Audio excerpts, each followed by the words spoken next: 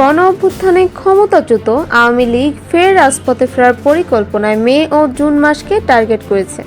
এদিকে আইনশৃঙ্খলা বাহিনী বলছে, দেশ অস্থিতিশীল করার এই চেষ্টাকে রুখতেই গ্রেপ্তার করা হয়েছে 4,766 জন, যাদের বেশিরভাগই আওয়ামী লীগের কর্মী। মিছিল নিয়ন্ত্রণে ব্যর্থ হলে পুলিশের বিরুদ্ধে ব্যবস্থা নেওয়া হবে বলে হুঁশিয়ারি দিয়েছেন স্বরাষ্ট্র উপদেষ্টা লেফটেন্যান্ট জেনারেল মোহাম্মদ জাহাঙ্গীর আলম চৌধুরী। এদিকে এনআইডি স্থগিত করা হয়েছে শেখ হাসিনা সহ তার পরিবারের 10 সদস্যের।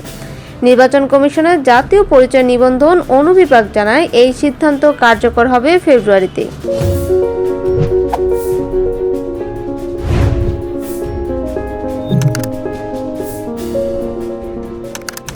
এমন পরিস্থিতিতে রাজনৈতিক বিশ্লেষকরা মনে করছেন, বর্তমানে রাজনৈতিক অস্থিতিশীলতার মধ্যে আওয়ামী লীগের রাজপথে ফেরার সক্রিয় হওয়ার একটি কৌশলগত পদক্ষেপ।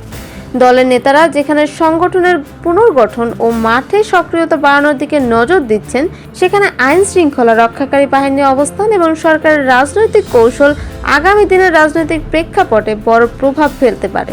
রাজনৈতিক ভবিষ্যতের এই অনিশ্চয়তা সাধারণ মানুষ ও প্রশাসন উভয়ের জন্যই একটি কঠিন চ্যালেঞ্জ হয়ে দাঁড়াবে।